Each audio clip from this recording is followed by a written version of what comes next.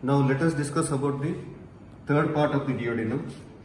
The third part of the duodenum extends from the inferior duodenal flexure and runs for about 4 inches to the left across L3 vertebra to become continuous with the fourth part here.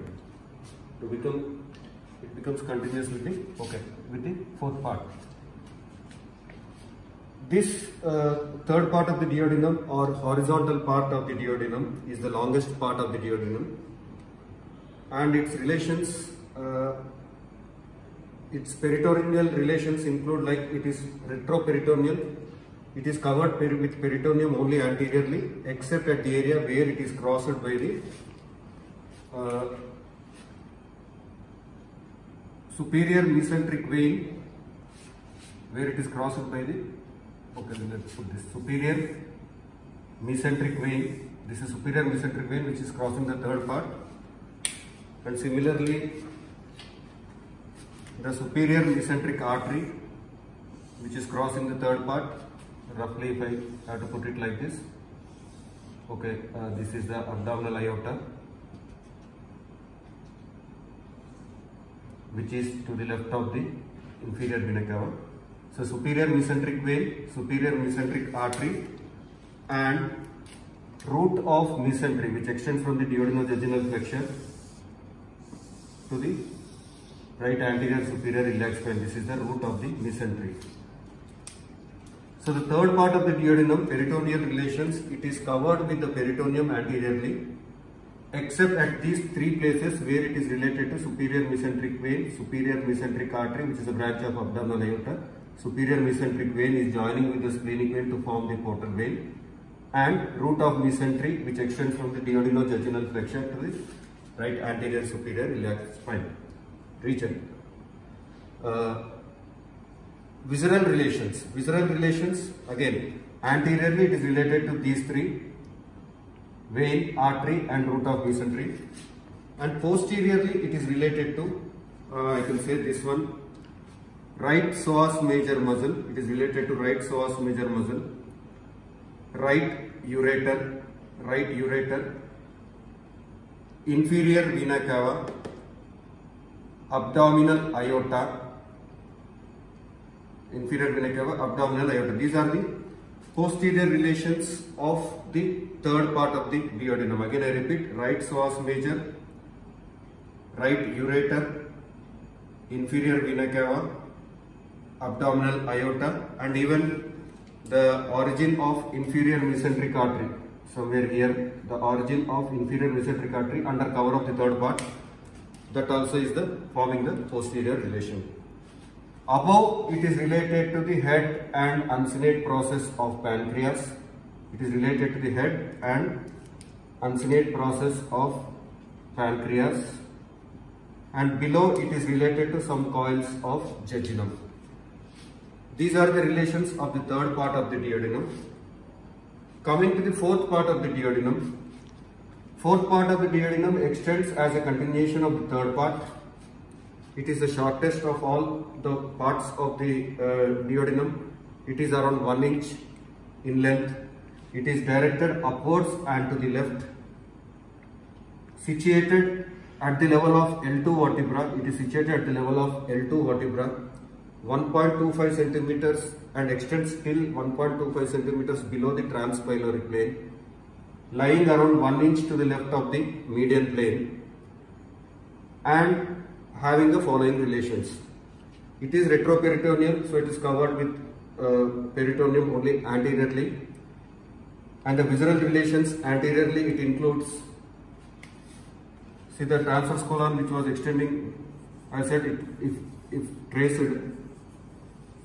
so the transverse colon crosses the fourth part of the duodenum, and it is also related, this fourth part of the duodenum is also related to the posterior-inferior surface of the stomach, separated by the lesser sac, and the posterior relations include the left psoas major muscle. Here it is right psoas major muscle for the third part. For the fourth part, it is left psoas major muscle. And for the right, we have forgotten one more relations, like it also includes the right gonadal vessels. That means right testicular artery and right testicular vein in case of right side, in case of males, and in case of females, right ovarian vein and right ovarian vein and ovarian artery in case of females. Similarly, on the left side, if you see left gonadal vessels,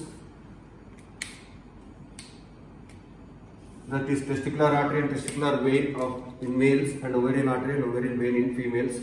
Similarly, the sympathetic chain, left sympathetic trunk is related to the fourth part in its posterior aspect.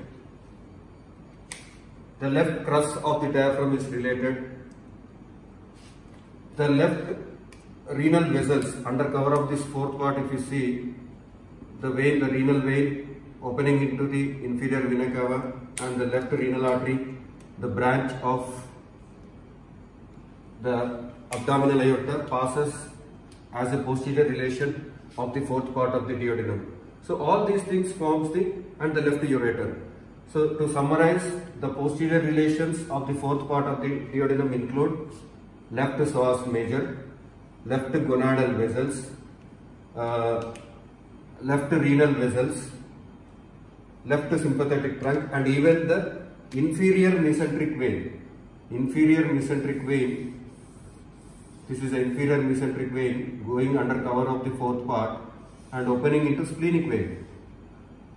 So the inferior mesenteric vein, the left sympathetic trunk, the left psoas major, the left gonadal vessels, the left renal vessels, all these forms the posterior relations of the fourth part of the duodenum.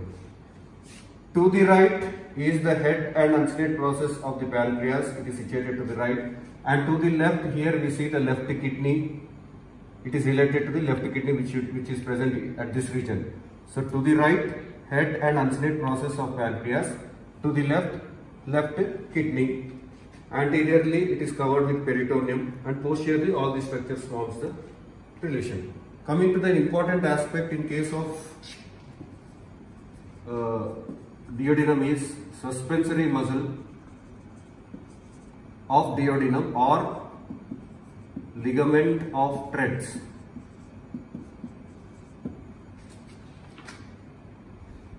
It is a fibromuscular band extending from the right crus of diaphragm close to its esophageal opening, directing downwards, passing by the side of the celiac trunk. It is a fibromuscular band extending from the right crus of the diaphragm close to the esophageal opening, passing downwards by the sides of this celiac trunk. Sometime may encircle the celiac trunk and to be attached below to the duodenojejunal flexure. This is the fourth part of the duodenum, and this is the duodenojejunal flexure. The composition of this band is, in its upper one third, it is made up of skeletal muscle. In its middle one third, it is made up of elastic tissue. And in its lower one third, it is made up of smooth muscle. This fibromuscular band, which extends from the right crus of the diaphragm to the duodenojejunal flexure, is made up of these three components in its upper one third, middle one third, and lower one third. And the basic function of this fibromuscular band or the ligament of Treads is to regulate the angle at the duodenojejunal flexure. And the development of this is, it develops from the superior retention band of primitive loop of the gut. It is developed from the superior retention band of the primitive gut. Coming to the arterial supply of duodenum, the arterial supply is basically by the anastomosis between this branch, that is superior pancreatico-duodenal artery, and this branch, that is inferior pancreatico-duodenal artery. these superior pancreatico-duodenal artery anastomosis with the inferior pancreatico-duodenal artery at the opening of the bile duct. At the opening of bile duct. Through this anastomosis and from these branches it supplies the most of the duodenum. Superior pancreatico-duodenal artery is a branch of gastroduodenal artery. This is gastroduodenal artery, which in turn is a branch of common hepatic artery coming from celiac trunk. This is celiac trunk, a branch of abdominal aorta, which is giving common hepatic artery. This is common hepatic artery. From the common hepatic artery, gastroduodenal artery. This is gastroduodenal artery. This gastroduodenal artery passing posterior to the first part of the duodenum, forming its posterior relation, gives off two branches, that is superior pancreatico-duodenal artery and this one right gastroepiploic artery.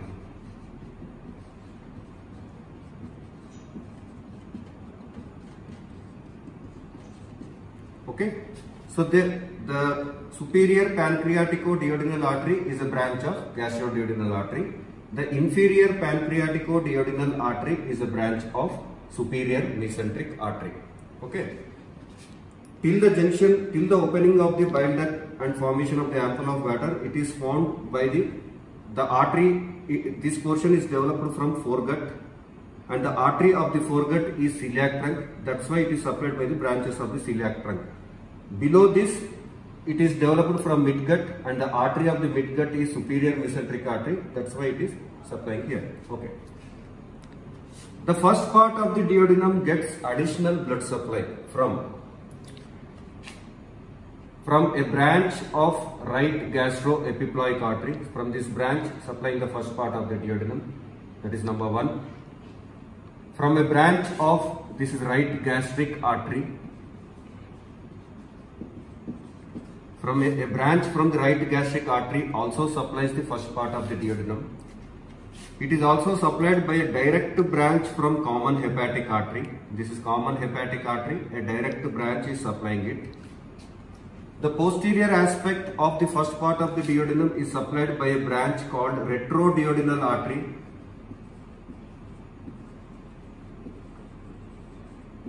Retroduodenal artery, which is a branch of gastroduodenal artery, supplying the posterior aspect of the first part. And finally, supraduodenal artery of Wilkie,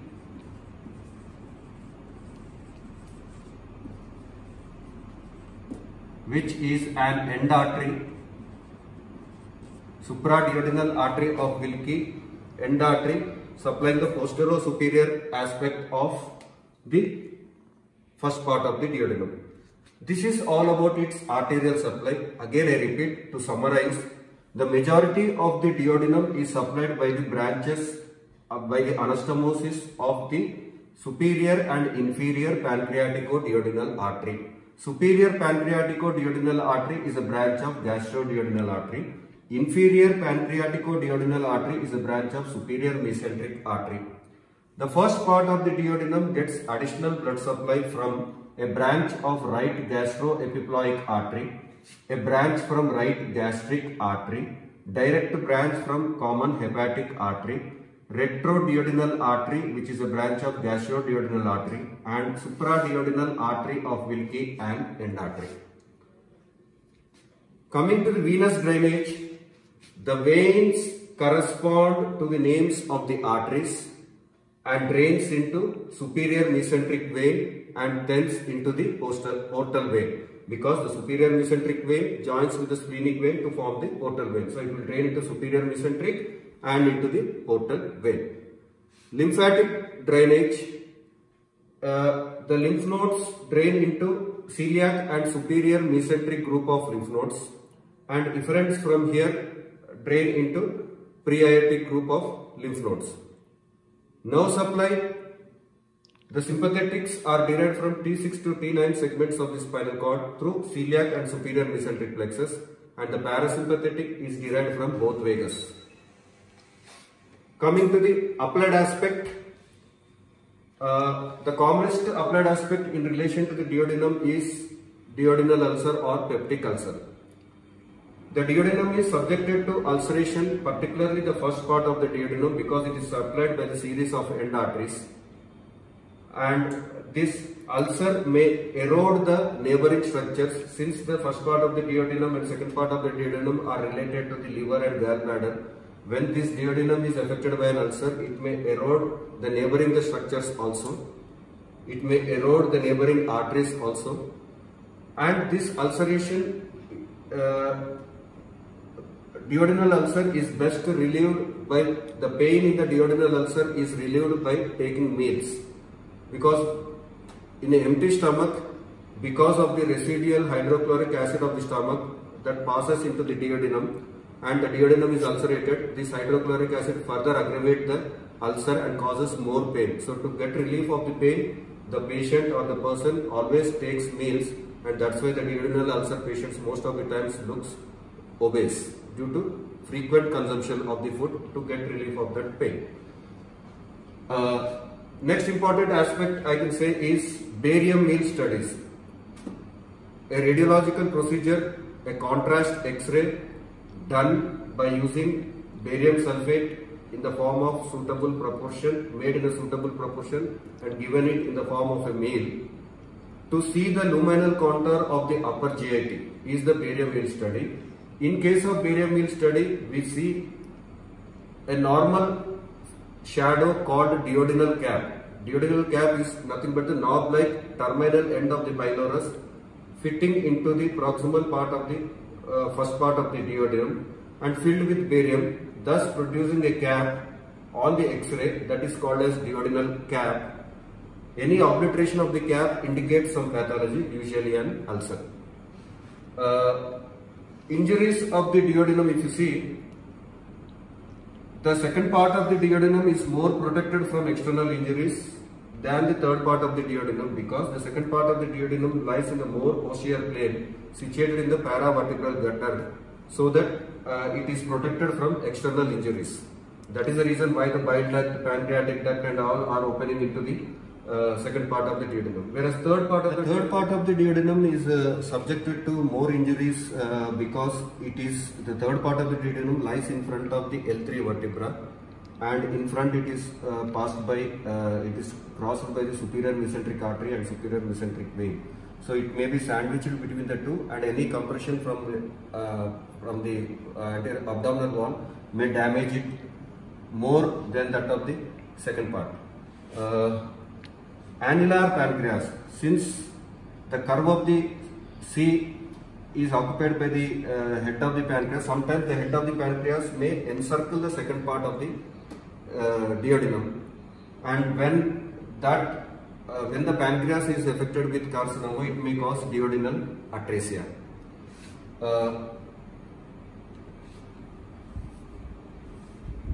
Duodenal atresia, any narrowing of the duodenum is the duodenal atresia, which may be partial or complete. It can be duodenal due to duodenal stenosis, duodenal web. It can be due to malrotation of the gut. And if the obstruction is above the opening of the bile duct, if the atresia or the obstruction is above the opening of the bile duct, the vomiting contents are clear contents. If the obstruction is below the opening of the bile duct, the vomiting contents is bilious, that is, it is biliary. The bile may be contained in the vomiting. And 30% of the duodenal atresias are it may be seen in the Down, 30% of the Down syndrome, there may be duodenal atresia as a feature. So this is all about the basic applied aspect of the duodenum. Thank you.